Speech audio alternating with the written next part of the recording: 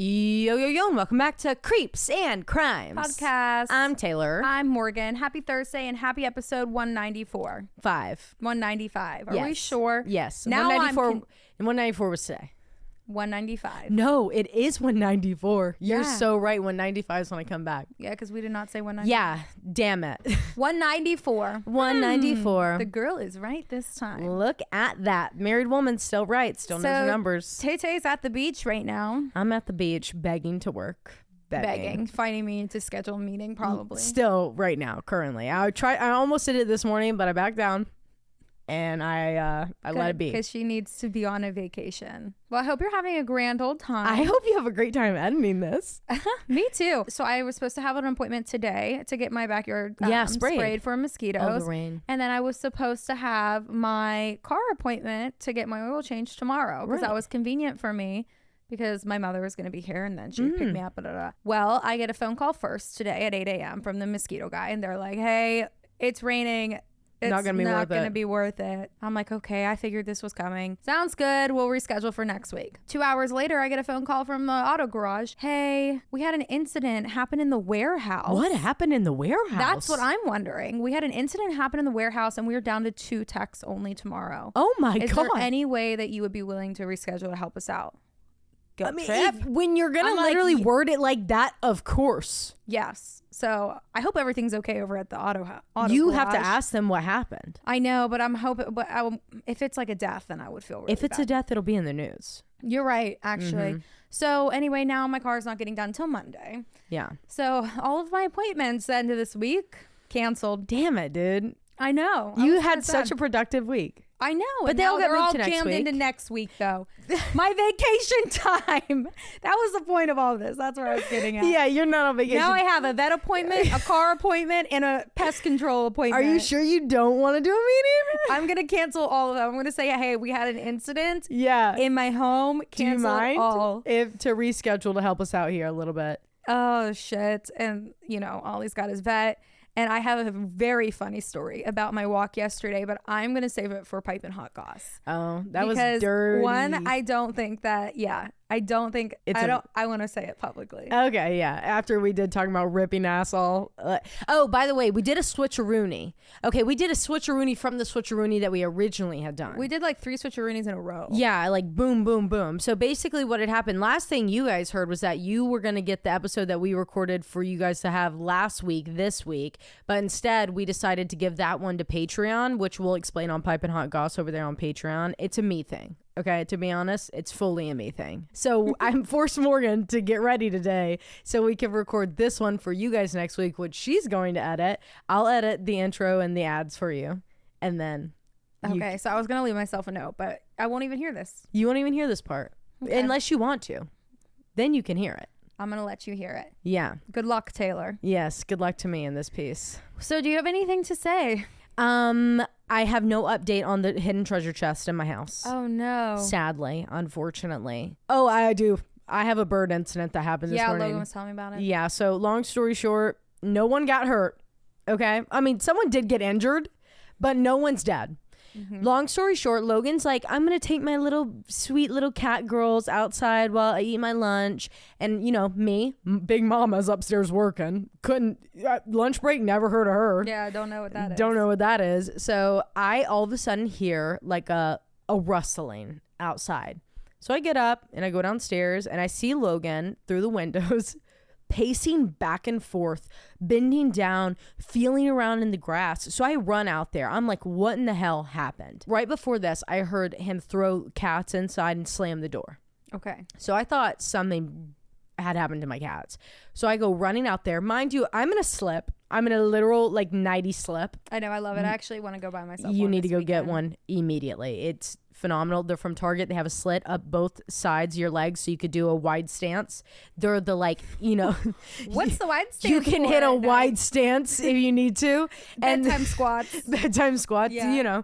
when you're checking your ass out in the mirror. And then it's got like the like a U like baggy scoop neck. Oh my, swoop neck, is that what it's called?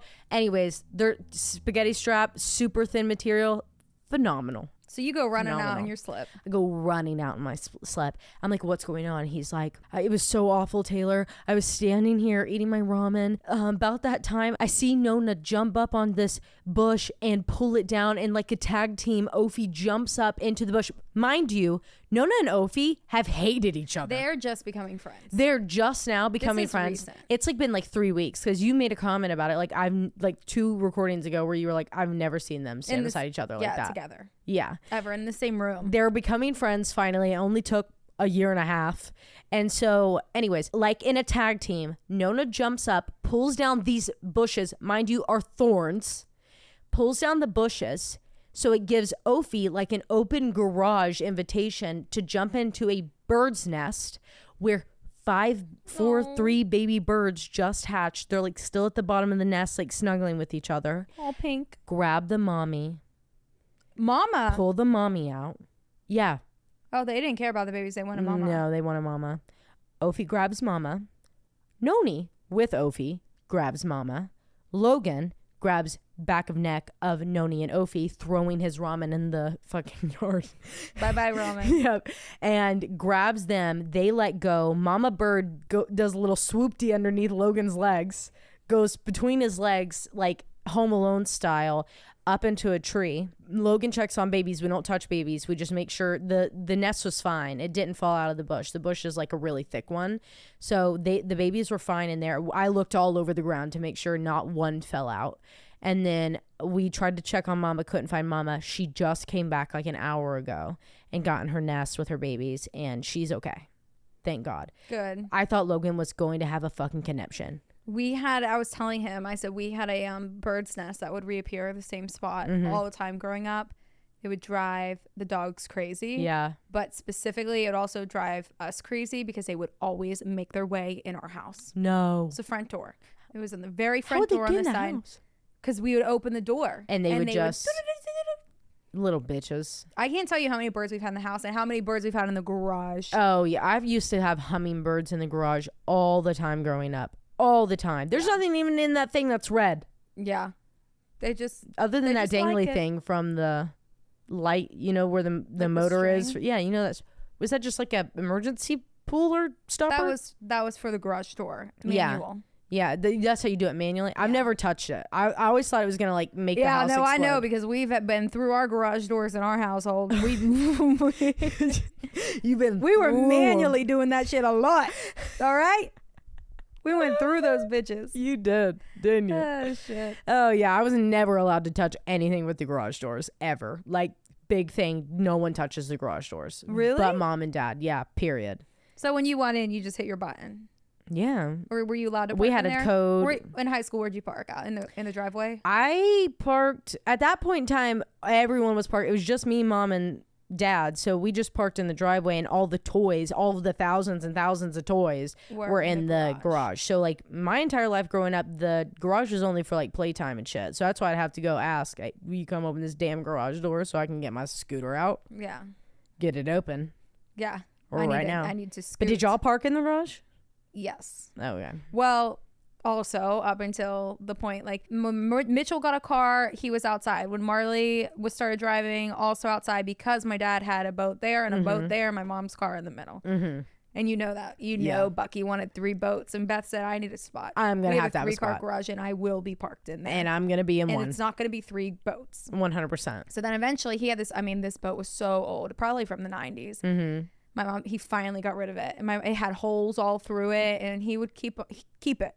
That's just to have it. Why? Why do men do that shit? I have no idea. He was for parts. Always fixing it. I'm going to fix it.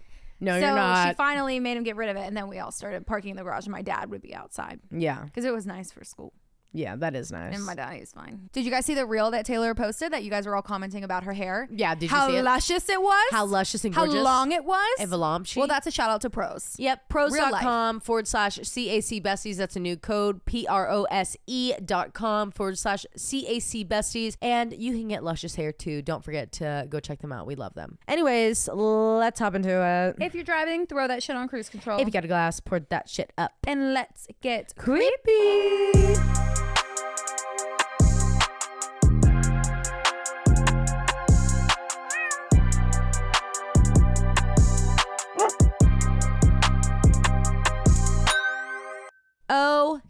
before we get started, there's something that we need to talk about, and that is that I'm wearing a bra today.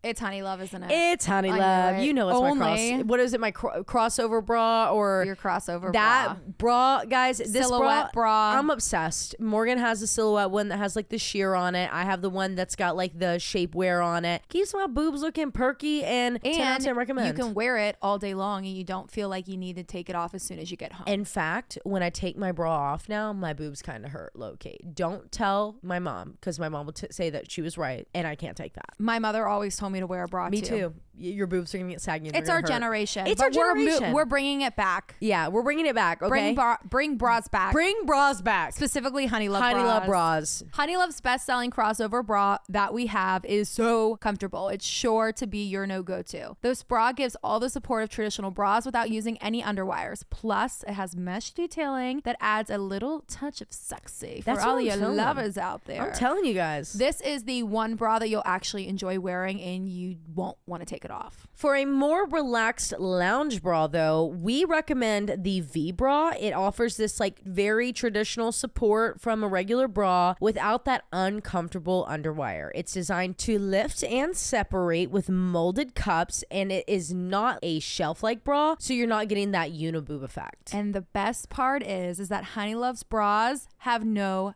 back bulge. They are designed with back smoothing fabric to prevent bra bulge. And ladies, we don't want the back bulge. We know a lot about it. My biggest insecurity, especially in a tight shirt. Yes. And with my Honey Love, it smooths me out. Smooth as a baby's bottom. Honey Love has you covered for the everyday look, for your workouts, for weddings, which we know firsthand, and so much more. Honeys, you need this in your life. You've earned it. Honey Love is not just supporting women, it's empowering women. Treat yourself to the best bras on the market and save 20% off at honeylove.com/creepsandcrimes. Use our exclusive link to get 20% off at honeylove.com/creepsandcrimes to find your perfect fit. After you purchase, they ask you where you heard about them. So please support your besties and tell them that it was us, Morgan and Taylor, Creeps and Crimes podcast that sent you. Because honeys, you deserve this. Free the pain and the discomfort and keep the support with Honey Love. Thanks, Honey Love. Love you.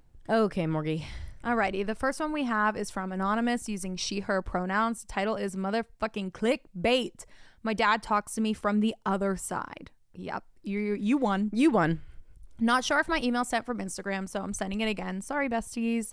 Hi, I'm going to stay anonymous if I can because I'm low-key spilling some family tea. Ooh. But anyways, I'm also living in Knoxville, went to UT, was an AKIO, and lived at UWalk my sophomore year. Creepy coincidence? Oh my God. I'd say so. That's crazy. You are a next door neighbor in sorority village. Apartments, a sorority village. And our apartments. I wonder what year you graduated. I know. Now I'm going to have to go stalk you. Hee hee. Anyway, I have more of a guardian angel dream account than I do creepy. I lost my dad at the end of my junior year of college to lung cancer.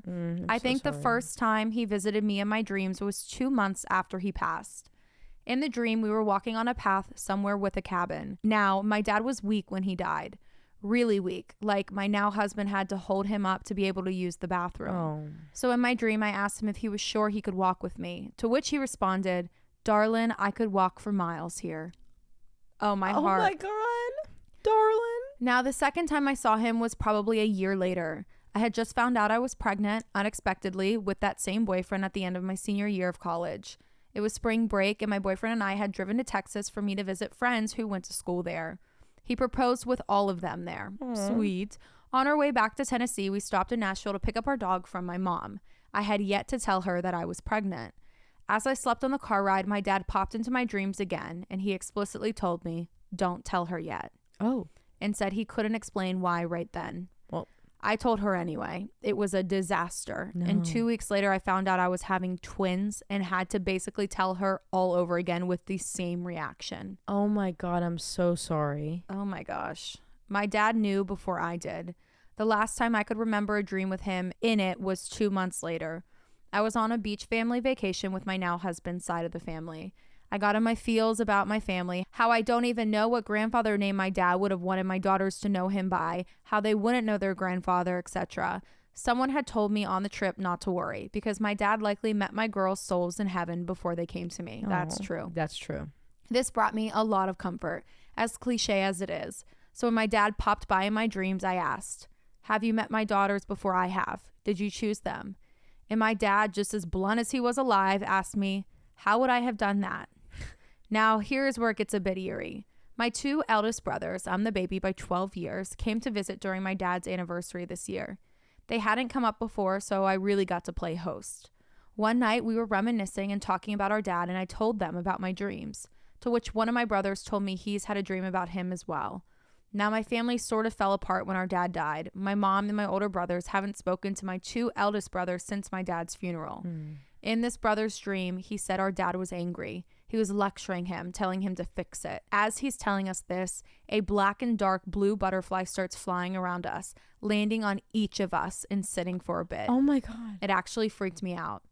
I'm wanting to reach out to Susan to see if my dad pokes his head back in eventually. Anyway, love you, Pookies. Also, P.S. Taylor, I think you might have interviewed me for an internship, but not positive on that. Okay, bye. Okay. Oh my God. That's so cool. Oh my God. So we did go to school at the same time then. Yeah, then we definitely did. I'm going to have to find your Instagram and follow you. I think. Yeah, okay. We're going to have to come find you. I'm excited. That's so fun. Okay. Thank you for sharing Thank you for sharing this. I'm really sorry about the series of events, but I really feel like in this little beautiful moment of all the unexpected things, you got so many beautiful things, like your dad being able to come and talk to you. And I feel like when we're in the, waking world, when we're in everyday existence, like it's kind of hard to remember to like have conversations like that with your dad. Right. Because I would never think to. And I feel like maybe you're getting this little extra personal side of the relationship. I mean, obviously you guys had a very close relationship from what you said, and like how well you and your boyfriend loved on him and all of that, or now husband loved on him when he was sick. But what I mean is like his ability to warn you and still like give you these little flags is really, really sweet. Yeah, that's really sweet. It's really sweet. So I'm really sorry. You need to call Susan. Let's cut to the chase. Yeah, she will. Your dad will connect. I think so. 100%. I mean, for him to be popping in like this, right?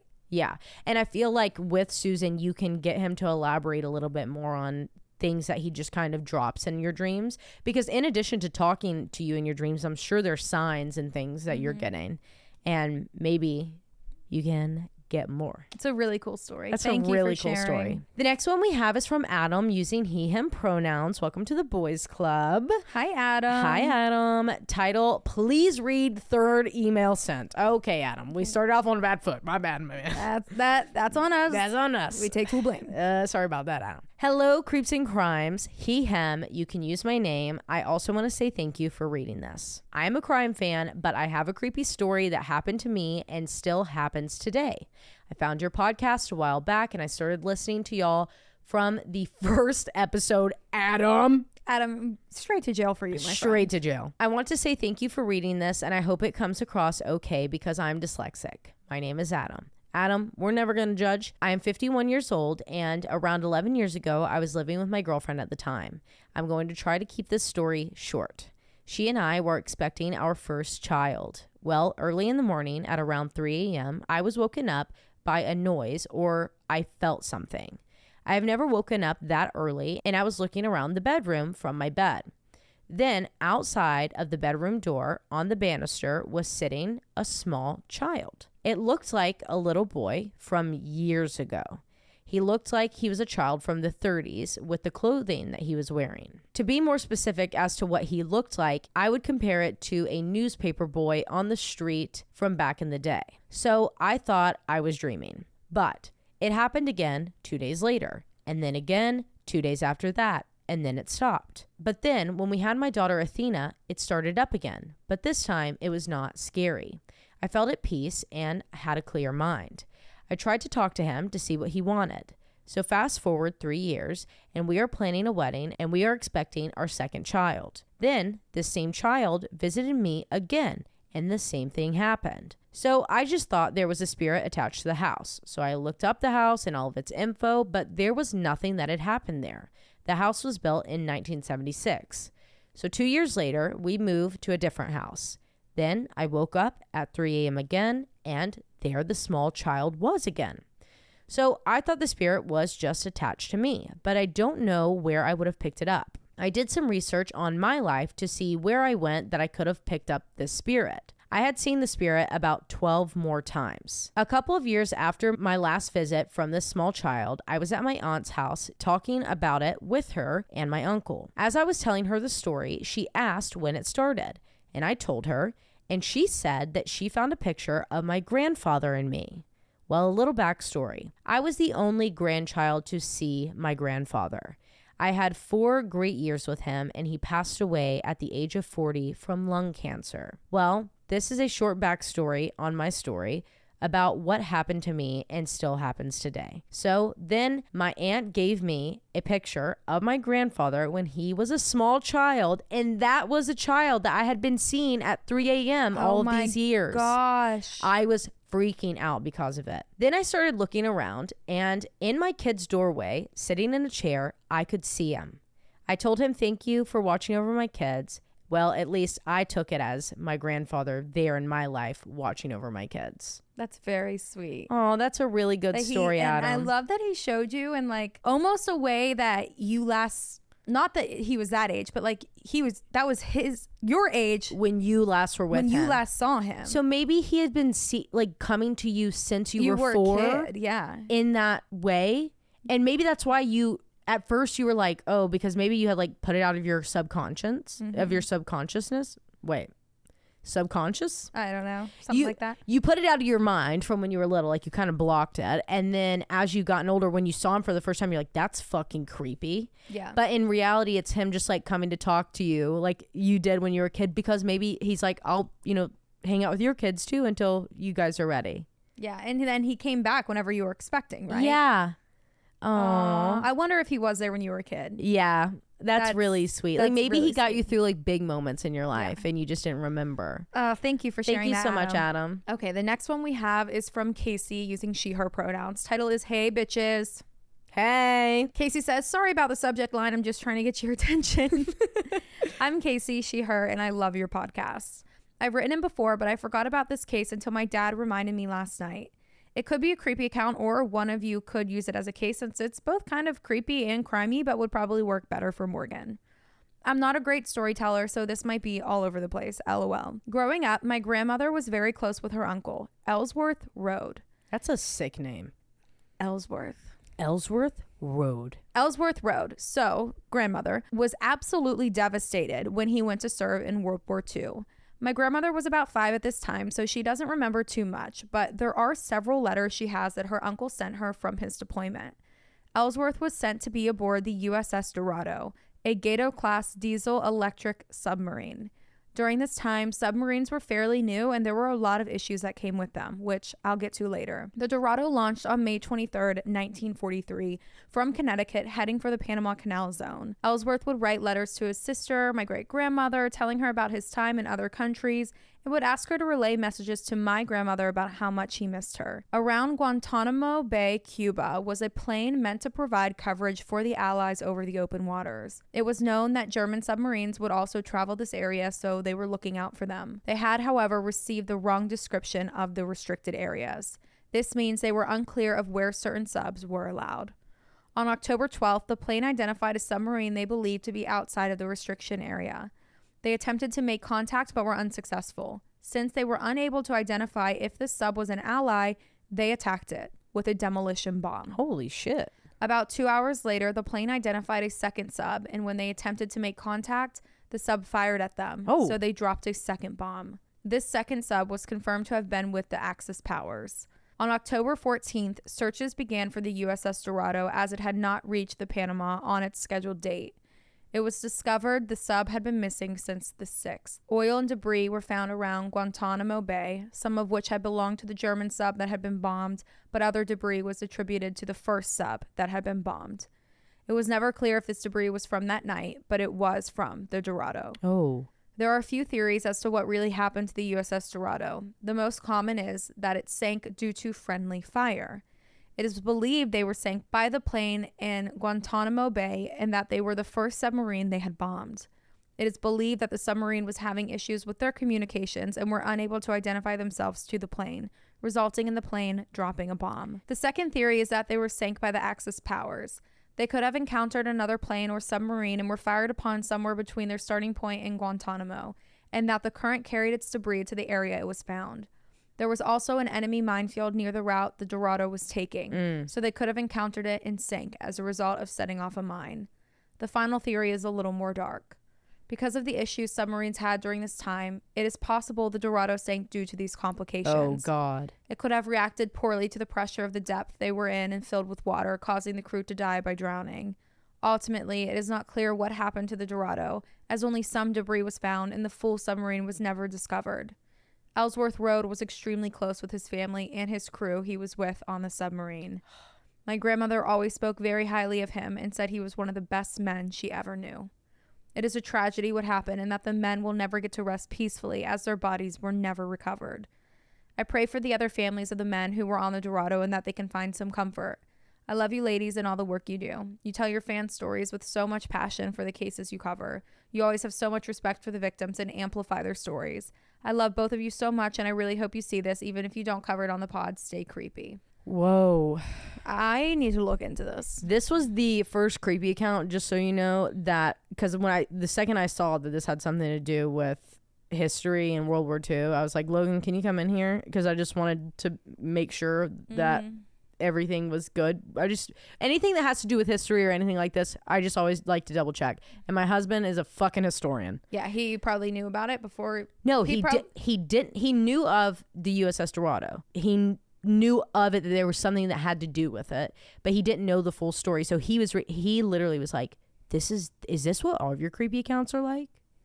I'm like, I think you have a favorite officially. Yeah, I think you just made Logan stay. I think you just made Logan stay because now he was like, well, we got to find something on this. We got to watch something. So we're going to cover this or what are we going to do here? You going to research it and get back to me? Morgan's thing. So we'll let her know. Got it. Dude, that's crazy. Yeah, that's so sad for your grandmother. I can't. My heart just hurts. War is so disgusting. It's awful and it's heartbreaking. I wish war wasn't a thing. Yep, me too. Thank you for sharing that, Casey. Okay, so the next one we have is from Kier using she, her pronouns, and this is from our website portal, and it says, "Hey besties, my name is Kier. You can use my name. I have been waiting to write in my creepy account because I literally have so many of them and didn't know where to begin. First, I'm going to start off with the fact that I'm a fellow Pisces. Hey, Morgan. Water girlies. Hey. Unite. And I have always been extremely in touch with my feelings. Whether I like it or not, I feel shit deep. That's what everyone says about Pisces, but I don't do that. Yeah, you do. No, I don't. You feel everything really deeply. You don't show it. You fight the fuck out of it. But like Pisces are usually super like emotional. Yeah, because you're water sign like me. But like, you know what I mean? Like they're always like telling people their feelings and emotion. I don't do that. You always let people know where they stand with you, and you put them in the fuck. You put it out with your attitude too. Like everyone knows where the fuck they are with you at all times. Don't get it twisted. Everyone it's just knows. called reading my face like a fucking book. Yeah, exactly. Like I'm not emotional. Literally, I'm not emotional. I'm literally not emotional. I'm like, all right. I think if we rolled the tapes back ever and watched your face just throughout the entire recording and pressed mute, I would know exactly where we were at all times. Okay.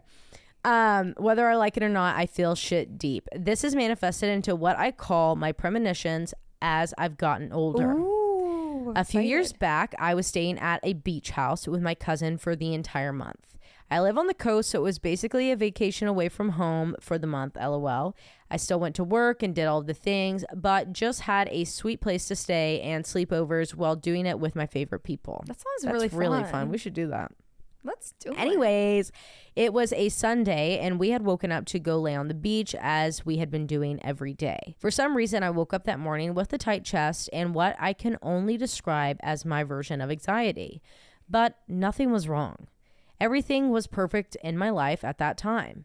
But as the day went on and we were sitting on the beach, it was getting worse and worse to the point where I just started hysterically crying out of a completely silent moment. My sweet cousins held my hands and just assured me that whatever emotion I was feeling would pass and attempted to console me. Fast forward to the next day. I got a call that one of my very, very dear friends had passed away unexpectedly. I immediately screamed. That exact feeling I felt before was the exact feeling I would be revisited by almost 32 hours later. Identical. She was an amazing person and truly one of the funniest, purest souls I have ever had the pleasure of knowing. When I was going through tough times, she would always pray with me and invite me to church or just anything to bring positive vibes into my life. For months following her death, I would dream of her often. The most vivid one I had, though, still gives me chills. In this dream, I was in a house that felt familiar, but in hindsight, I have no idea where I was. It was an older home, like from the 90s or so, like a childhood home, but it wasn't my childhood home. I was in this house and I was searching for something. I have no idea what it was that I was looking for other than I felt frantic and like I needed to find it. As I'm in a room searching, I look up and in the doorway is my friend. She's standing there and she was so beautiful. She had a glowing ring around her that was magnetic.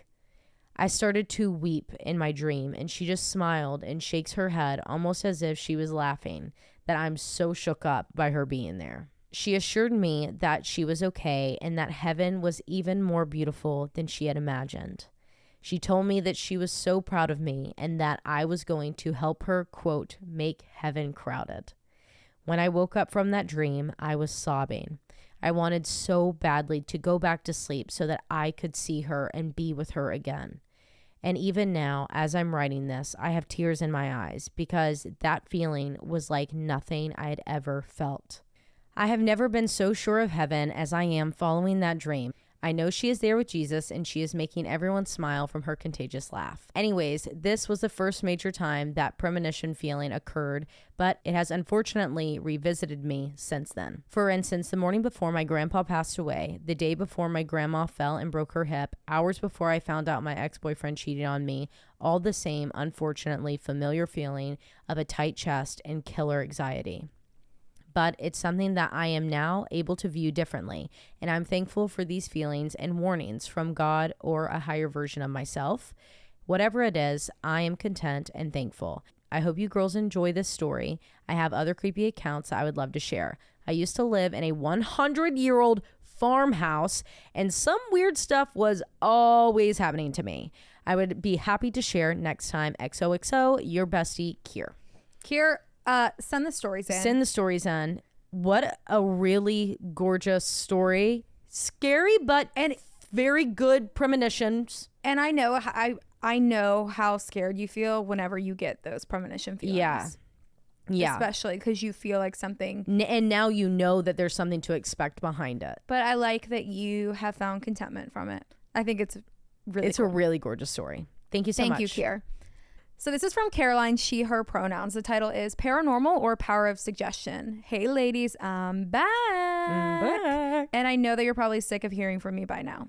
I recently remembered a few things that happened to me when I was younger, and I want to know if you think they're power of suggestion or if they're genuine paranormal encounters, or maybe a mix of both. Wait, side note, Caroline, we're never going to get tired of you coming back. Yeah. I'm back. I'm back. Keep coming back. Keep coming back, babe. First, we will start when I had my 3rd grade birthday party. It was a typical invite all the girl besties over for a fun night and a sleepover situation. I think there were 6 of us total in my parents' basement. All night, 2 of my friends and I, we will call them Anna and Carly, were joking that my house was haunted and we were trying to scare another friend, we will call her Molly. Now, Molly was always on the dramatic side, and everything was an ordeal with her, lovingly. Lovingly. Like she had to sleep on the couch instead of the air mattress or the giant floor pallet with everyone else. Hi. Are you Molly? No, I was going to ask if you were Molly. No, I wasn't Molly. But I was a pain in the ass at sleepovers because I used to get picked up a lot.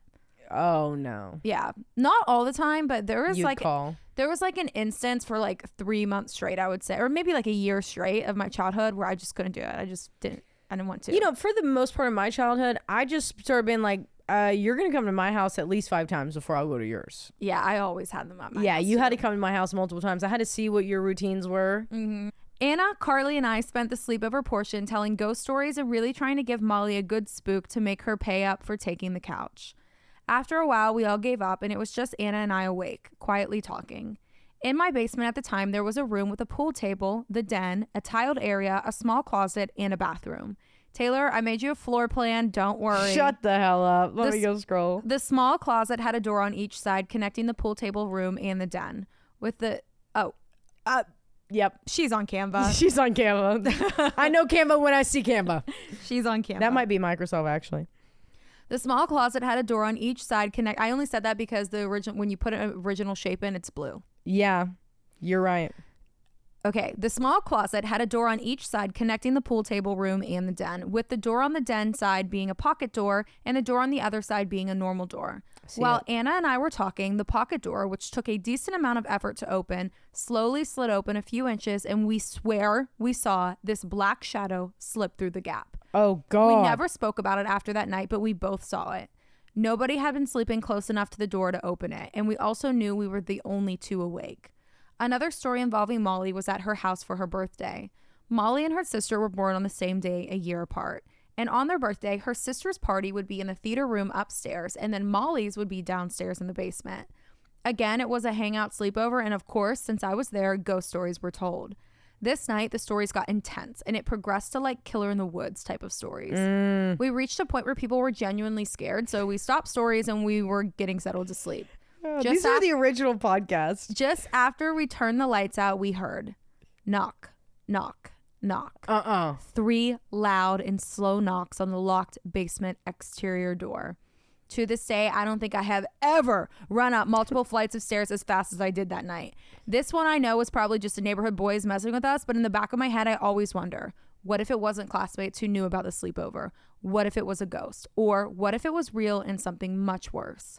The last story happened with my family and I on a trip to Chattanooga. Chattanooga. Hey. We took a long weekend and stayed at the Reed House. My favorite. Taylor, you might know about this one. And if you don't, then Morgan, you should look into covering this one. Wait, didn't you cover it? Yeah. Was it on Patreon? I don't know. We did cover it, though. It might be on Patreon. Without going into a whole lot of details, the Reed House is a Civil War era hotel that has a ghost of a woman who haunts a few of the rooms and the grand ballroom. So good. I can't remember if her death was, trigger warning, a murder or suicide, but I do remember that her ghost is known to strongly dislike men. We were told this information upon check-in, so once we got settled, my family and I decided to check it out. My mom, brother, and I are all believers in the paranormal, and the jury is still out on my dad. My mom and my brothers are big nopers when it comes to encounters, meaning they get the hell out of there. Meanwhile, I love to stick around to an extent. So we made our way to the haunted room 313. And the second we got off the elevator, we got a weird vibe. Oh. The walls and floor were, and I still think are, deep reds and dark wood colors. And I distinctly remember how cold it was. It was a cold I hadn't felt before or since.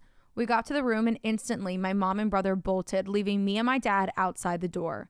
I was laughing up until the point my dad decided to try to look through the peephole while simultaneously saying, "You can't get me, ghost," in a singy-song tone, taunting the poor woman.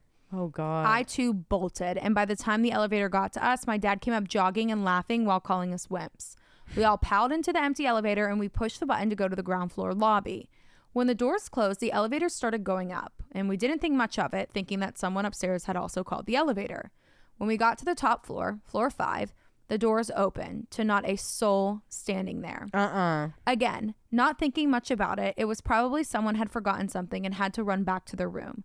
The doors close again and the elevator goes down, stopping this time on the 4th floor and once again opening to nobody there. That was when we started to get uneasy.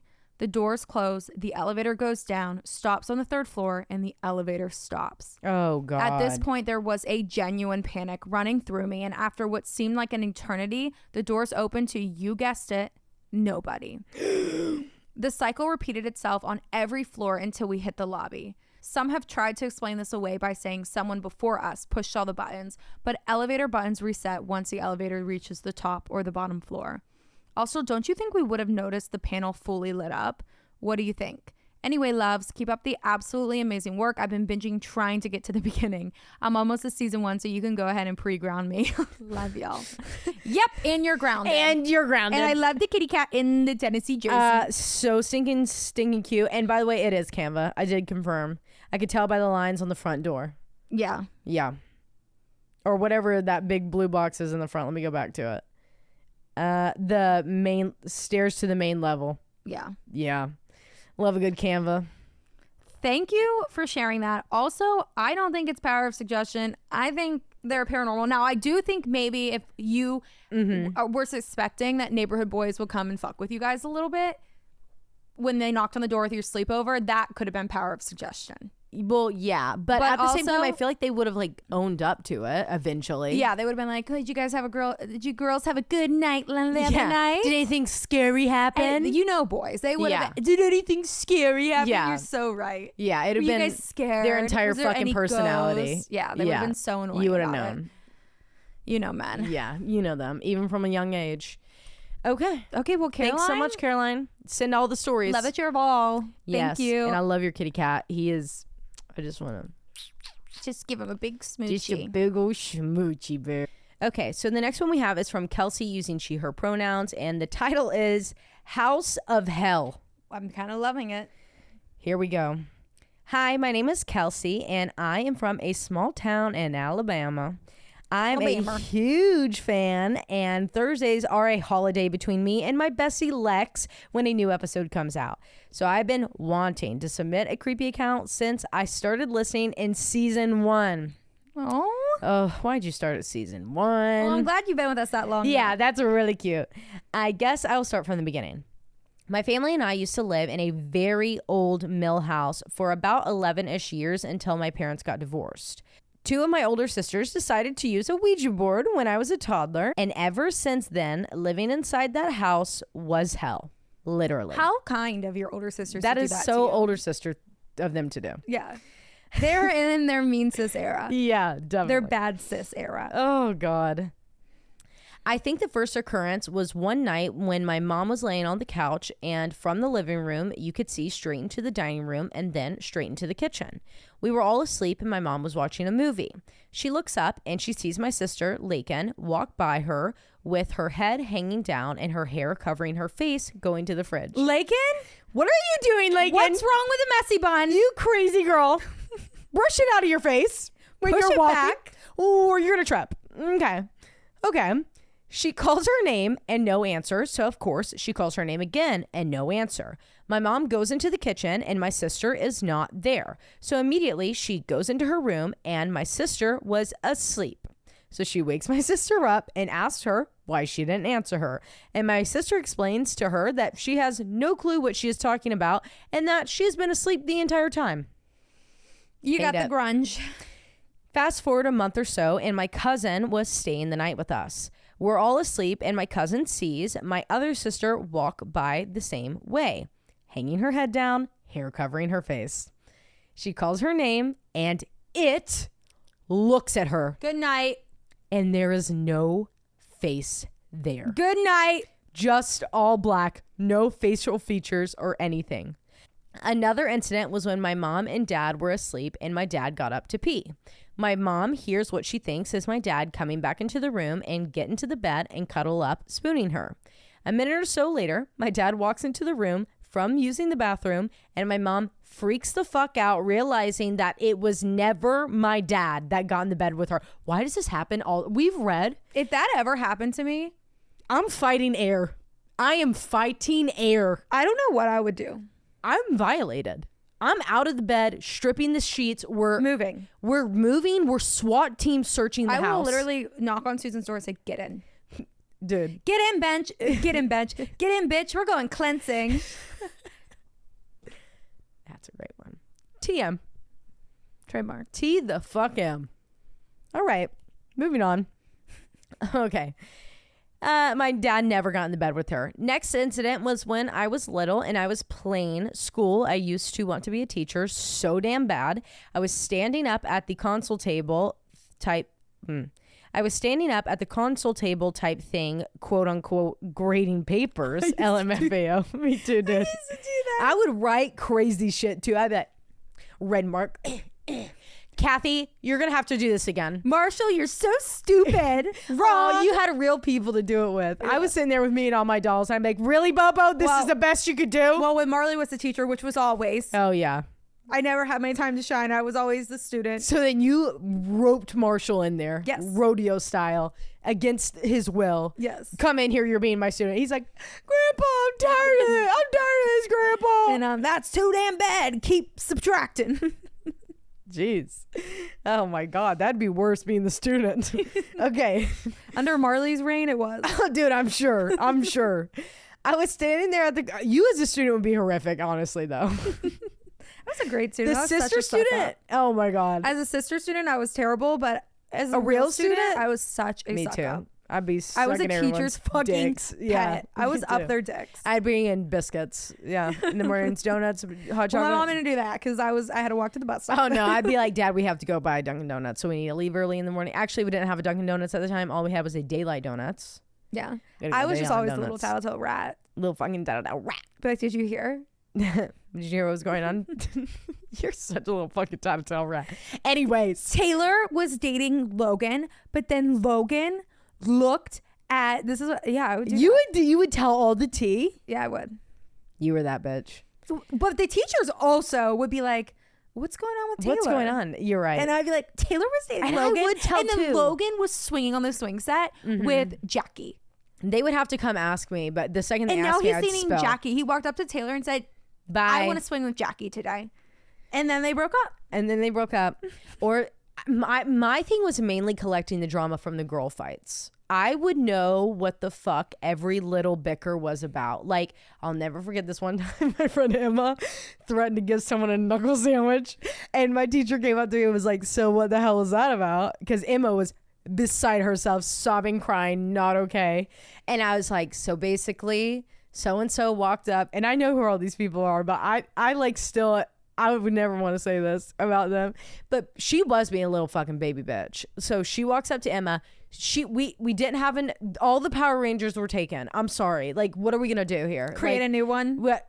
Fake one? Sorry. Like, okay, go get the fake Power Ranger. Like, sorry, you snooze, you lose. You were over on the swings with what's her face. Should have been here. You would have gotten the game. Like, Right. Sorry. And it was Emma's day to be the boss. So, because we used to have to do that. We'd have to rotate who the boss was. Anyways. She comes back. She literally is like sobbing, crying, pitching a fit. And she's like, well, I'm going to play either way. And Emma says, if you think you're going to sit here and play with us, you're going to get a knuckle sandwich. And then they You got didn't think about it, bitch. You're getting knocked in the sandwich. And then another time, Emma never got in a fight with anyone but me, by the way. We and her were the only one that actually got in like a fist fight.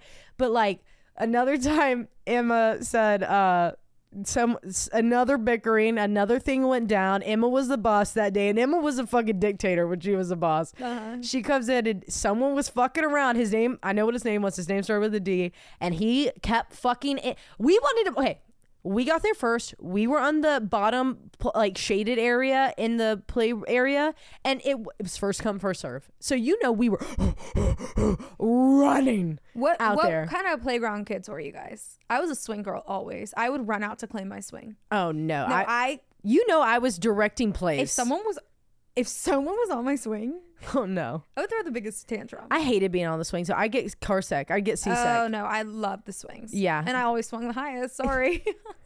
Sorry about it, bitch. I always cut the highest. Fucking what's his fuck comes up and he's like, well, I'm gonna sit here. And we're like, the hell you are. Emma was a boss that day and she said, you're about to meet Mr. Fisty.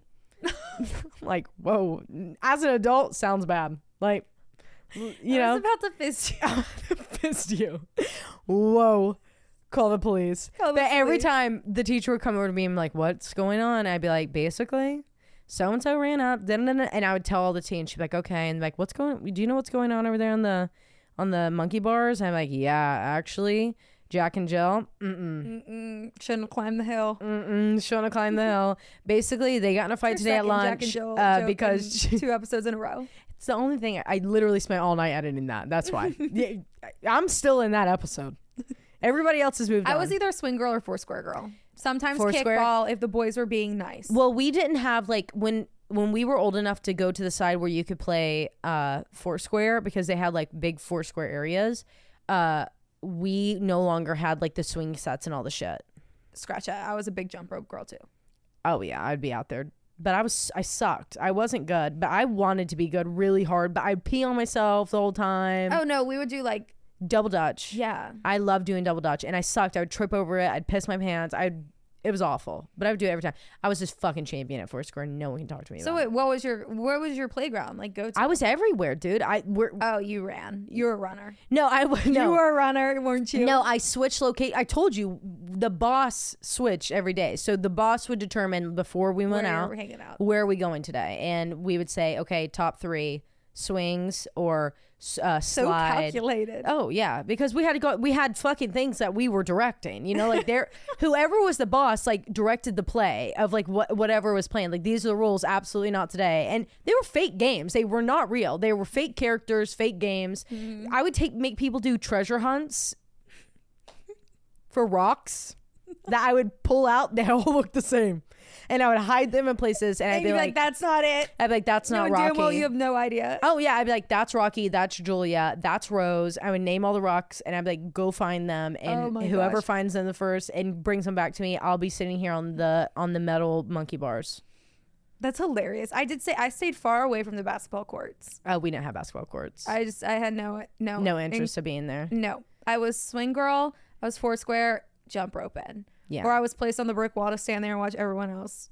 I never got in trouble other than like 3 times. And every time it was because damn Emma fucking fisting people.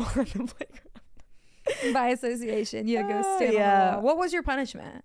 Man, I'd sit there beside Miss Mason for about 15 minutes. We had to stand on the wall. Yep. Morgan's standing on the wall today.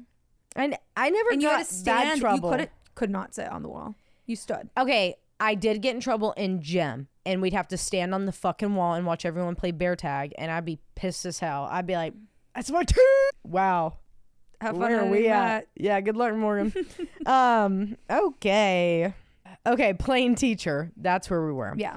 I used to want to be a teacher so damn bad. I was standing at the console table type thing, grading papers, LMFAO, and a black figure on all 4s crawled so fast under the table and into my bedroom. And I'm telling you, so fast that it was a blur almost. I was petrified, and all I could do was stand there screaming and crying in fear. About 2 years before then, my mom and I were lying on the couch watching a movie, just the 2 of us at home. And she told me that I started screaming that a solid black figure was standing in the doorway staring at us. I don't really remember it, but she said we immediately got in the car and left until my dad, me too, Mom, and left until my dad got home. Another time, it was storming super bad, and my whole family was in the back bedroom, my parents' room, and I was by myself in the dining room, standing by the table. What are you doing up there? Everybody's in the back bedroom, and you're up there. Get your ass back there. But you know what? Me fucking too. I always wanted to watch the storm. I was like, I'll run down to the basement at the last second before the tornado hits. I want to watch. Don't do that, okay? The power goes off, and something wrapped both hands around my ankle and snatched it. All I could do was stand there in fear, crying and screaming. I was probably 7 at the time. Fast forward, after my parents' divorce, my dad still lived in the house up until a few years ago. This was probably about 8 years ago when he was sleeping, and around 2 a.m., something snatched the covers off of him and onto the floor. But he never saw anything. One night, I came home from a football game, and I was the only one home, and I heard people talking in the back bedroom, carrying on a conversation, and there were no TVs on and no one home. There are just a few of the incidents that stick out to me, but there were so many more. Our pet cat used to go crazy all the time and lose her shit because stuff would scare her. My mom swears to this day that the house was a portal to hell because nothing good came out of that house. It's been vacant for about 2 to 3 years, and when you go into it to this day, the feeling of dread, thickness, and fear just overwhelms you as soon as you open the door. I truly think something very evil is in there. What do y'all think? I would say that house is the reason I will not be checking under the bed or the closet for monsters because I am just as scared. I really hope that this makes a creepy account. I love y'all and the podcast. Keep being y'all. Bitch, that place is haunted as fuck. Kelsey, call Susan. because I need to know the priest. Call the Vatican, but call Susan because I need to know the ins and outs. I need to know what's going on in that What house. did your sisters do? No, they opened something bad. That's actually crazy. That's I also actually think it's kind of crazy. a portal. I'm like a little like portal side right now. Yeah, I mean, it had to be a portal for the Ouija board just to be able to be like, phew. Yeah. And multiple figures. Crawling, standing, talking, snatching, touching, snatching. imitating, mimicking, blank face mimicking. Grunge. It's like Thank you for Uncanny sharing Valley. that, but also don't share it again. Kelsey, hated it, love it, call Susan. Love you, bye. The next one we have is from Grace using she, her pronouns, and this is from the website Portal. I get my love for all things creepy, paranormal, crimey from my mom. Ever since I can remember, she's watched crime docs, gone on ghost tours, and had a general interest in things that maybe not everyone believes in. Within the last few years, she has gotten into tarot card reading and has told me some pretty weird things that she had experienced. I realize things could be a coincidence, but still, it's weird. Another thing she's always been open to are psychics. One day, a few years ago, she was referred to one in my hometown in Washington State by a friend. This is a friend that is a current customer, must ask the psychic if they can give you her number, and you go to her house for a reading and sit there with her in their kitchen, kind of psychic. For the sake of the story, let's call her Linda. So Susan. A few years ago, I went with my mom for a reading, and Linda said some pretty crazy things to me. She asked me how my bladder was feeling. I was feeling fine and was kind of like, okay, crazy lady, this isn't real in my head. Only to check my phone after the reading I had left in the car during so, to have a text from my roommate in Seattle 3 hours away saying that she just went to the doctor and had a bladder infection. Super weird. Susan type shit. Anyways, the story isn't about that reading, so I'm not going to get too into it. A few months after my reading, my mom took my aunt for one. Linda told my mom and aunt that they have a... Why am I saying aunt? I don't say that. Linda told my mom and aunt that they have a secret half-sister that they don't know about. They were like, yeah, okay, lady, sure, because come on, that's just crazy. What the fuck? After the reading, my mom called my grandma and asked her if she had a secret half-sister. My grandma went silent for several minutes. It was true. My grandma explained that my grandpa had an affair with a woman in Alaska when they lived there while he was in the Air Force. Shortly after, my grandparents moved away and never spoke to the woman again or met his other daughter when she was born. My grandma and grandpa had never told anyone about this. My grandpa had already passed away at the time of finding this out, and my grandma was planning on taking this to her grave.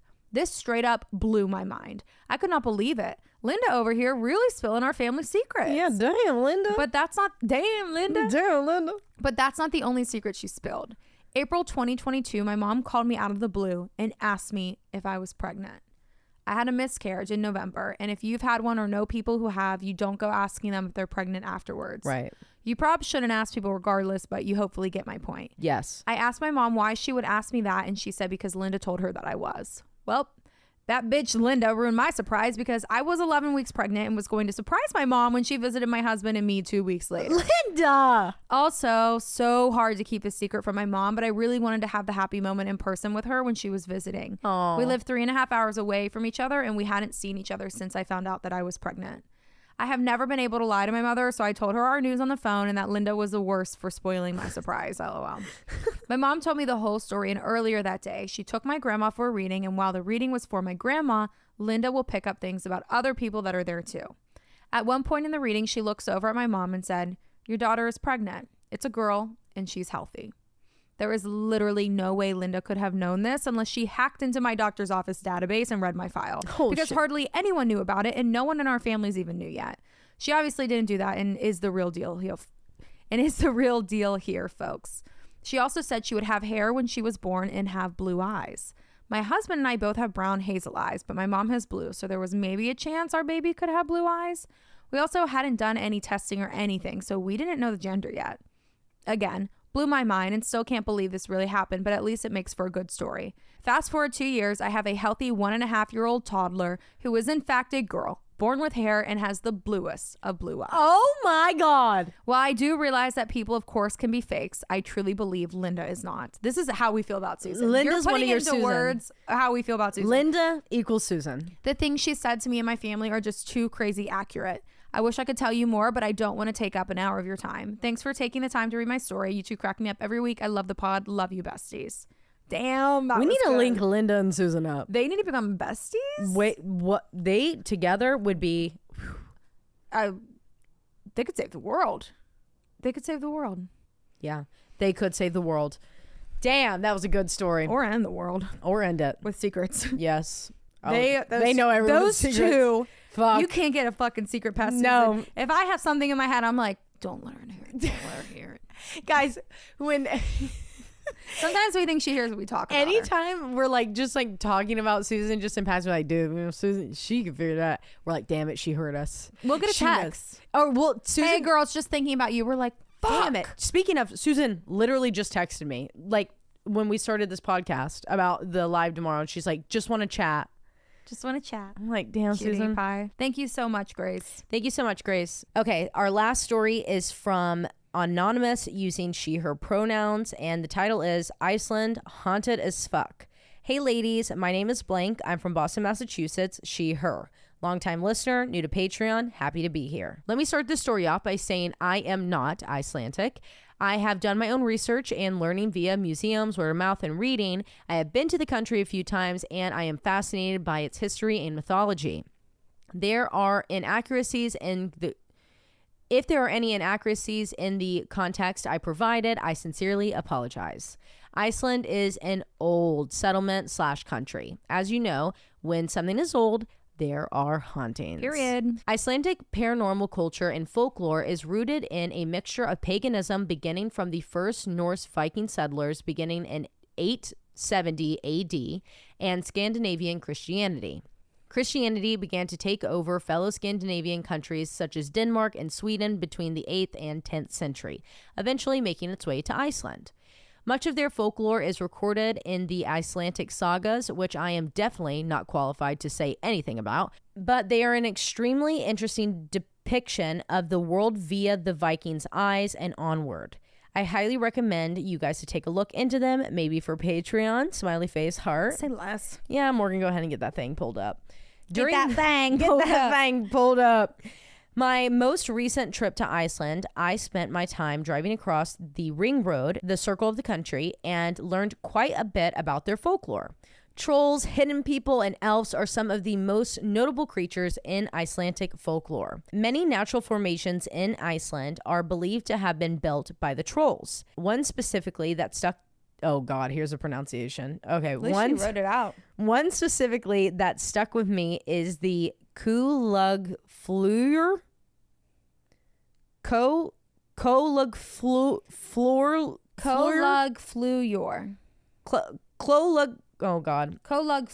Thank you, Canyon.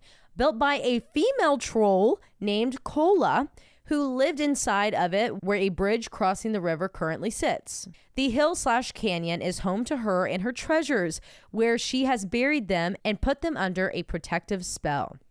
I visited this canyon and will attach photos of it. It is insanely beautiful there. It is considered rewarding to help one of these trolls, but if you cross them, God help you. On to my favorite paranormal phenomenon, ghost. One particular type of ghost in Norse mythology is the Fylgja, pronounced many ways, but I think in Icelandic it's Fylgja, a ghost that follows you from birth.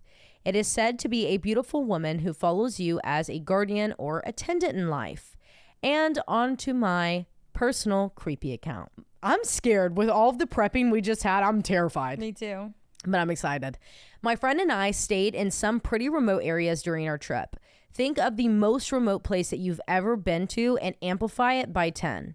I am usually terrified of places like this, but I felt very safe in every Airbnb and stop that we made, which is shocking because I'm a major scaredy cat, LOL. Me too. It wasn't until the last 2 days in the main city of Reykjavik that I felt any type of discomfort. This Airbnb that we had booked was only 2 to 3 kilometers outside of the city center and right next to a church. It is also important to note that we had separate bedrooms in this apartment. There was a living room, kitchen, and bathroom in this place. It was also on the first floor. This Airbnb was objectively nice, but the entire time we were there, I had a burning feeling on my neck like someone was watching me constantly. Something to note about a few European countries, they love to have those damn window shades open. True. True. I went around and shut all of the curtains and felt a bit more at ease, but I still had that burning feeling on the back of my neck like someone was watching me.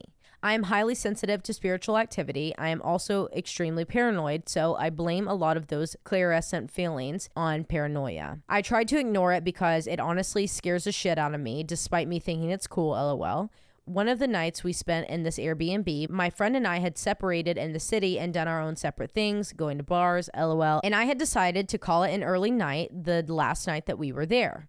I went to bed at around 10 or 11 p.m. and my friend was gone until about 2 or 3 a.m. that night. I woke up in my room intermittently throughout the night, but went back to sleep multiple times. I usually never get out of bed when I wake up. This happens frequently to me. During those times, I would wake up. I thought my friend had come back because I heard footsteps, but he was not home. I blamed it on the neighbors / the city noise and went back to sleep. Flash forward around 2 a.m., my friend comes home. I hear him come back officially, but go back to sleep quickly. He had no idea if I was actually home or not, as we had not communicated about it before. P.S. I didn't give a shit. I just was slightly on the edge because I was by myself. Paranoia, shaking my head. Gotcha. He goes into his room to sleep, leaving the door cracked, but not pushed all the way open. If you have cats, you know, hey Taylor, hey, and starts to fall asleep. As he's sitting in the bed, he sees a flash of white in the living room area, which is outside his bedroom.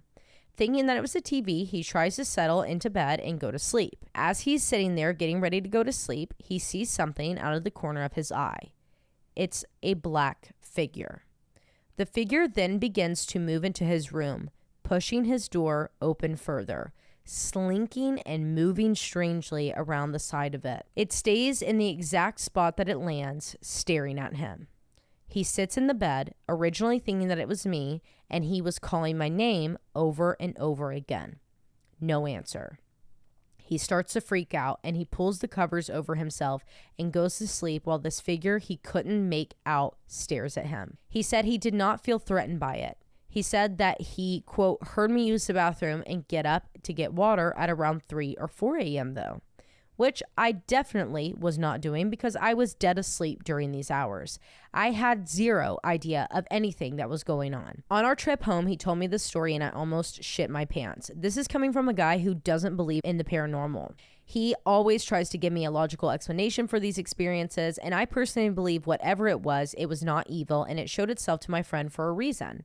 He is a really sweet, empathetic person. I think maybe it lived there prior and was just wanting to see who's in their home. Maybe wanted him to finally have an experience, liked his energy. I'm still not sure. Unrelated to Iceland, my family and I are really sensitive to the paranormal. My first paranormal experience growing up was with my deceased great-great-grandmother. I was about 13 years old, and my father and I had been reminiscing about her. I never met her, but he kept saying how alike we were. He is also someone who tries to explain everything paranormal based on logic, but has had multiple experiences himself. My father reflected on her funeral, saying as a kid, he leaned into her coffin to say goodbye, and he only smelled roses. That same night, I felt someone run their hands through my hair. I turned around thinking it was my father, and no one was there. I am nose blinded by the smell of roses. I felt comforted and not scared. After this, I would always feel someone tapping on my left shoulder in my house, strongly, not a muscle spasm. At the time, I didn't know what it was. My grandfather, her grandson, also haunts the shit out of us. I lived with him most of my life, so we were pretty close. He hated my sister and I's nose piercings, traditional Navy man, and was very vocal about it. He said that if we didn't take them out for his funeral, he would rise out of that casket and rip them out himself. LOL. That ain't going nowhere. You ain't bringing that near me. You ain't bringing that near. The day of his funeral, my sister and I slept in the same room and woke up with our jewelry away from us across the room. Oh my God. He literally took all y'all's jewelry out and was like, no. He came to me too. Yeah, he also took Morgan's that same day. Put it in the dishwasher. I feel him everywhere, and I think he is waiting for my grandmother. They had been married for 65 years when he passed. He told us that he would haunt the hell out of us when he passed, and that he did, LOL. He passed away in the house I currently live in, and he is always here. My cats meow randomly at the room he died in and follow things I cannot see with their eyes all the time. I know he is here and I don't feel threatened, but I have to tell him to leave me alone so I can do some homework sometimes, LMFAO. I have plenty of grandpa stories that I can send in to y'all if y'all are interested. P.S. I am writing this on St. Patty's Day. Ooh, our Took me favorite. forever to finish, so I'm sending it in April now. I love you, girls. If you ever want to come to Boston, I'll give you a wicked cool St. Patty's Day. I just want to also add that she did not write "I love you, girls." Taylor added that. Where's in that herself. I swear to God, I read it. If you girls ever want, Taylor's like, "I love you, girls." I love you, girls. Oh, yeah, I definitely added that in. I see. Thank you both after something that we're not allowed to read on the air, but I love it. And also, I just want to put out there that like the north to south move is like anyone can handle it. Anyone can handle it. The south to north move, I don't know about all that. I don't know about all that. I don't know about all that. Oh, thank you for sending that in. That is a really, really cool That's story. really cool, and I want all the grandpa stories. Me too. Yes. This was a great Creepy Account episode. Well, alrighty, guys. I'm liking that it's only an hour and a half long and not an hour and 45 or anything more than that because Anything more than that. will be. This is going to be a good one to edit, Yeah, it'll be fun. except for me. No, I did too. No, but yours are always so much better than mine. Wait till you hear it. Wait till you do it. You're like, damn, Taylor, get Well, your shit together. One thing about me, I ain't gonna get them all. One thing about me. One thing I'm about gonna me. send you that text Wednesday night and say, I think I got them all. You might hear a couple few. And there's gonna be a couple few. There will be a couple few. As long as everything's listened to, I don't give a fuck. Okay, shit. guys. So be nice to Morgan. If I see one mean thing, everyone's There's too going many down. breaths. There was a long pause. I will get the pauses. If there's a single fucking review that comes through about this, shots fired public. Immediately. Immediately All public. of you. DMs, public. Everyone's going public. If you are a bitch in the comments or in the DMs or in an email, your whole name's going out there, babe. You're getting doxxed. So, I'm joking. That's a but real also threat. round of applause for me. Good job, Morgie. Good job, Morgan. All right. Goodbye. Love you. Bye. Love you. Bye.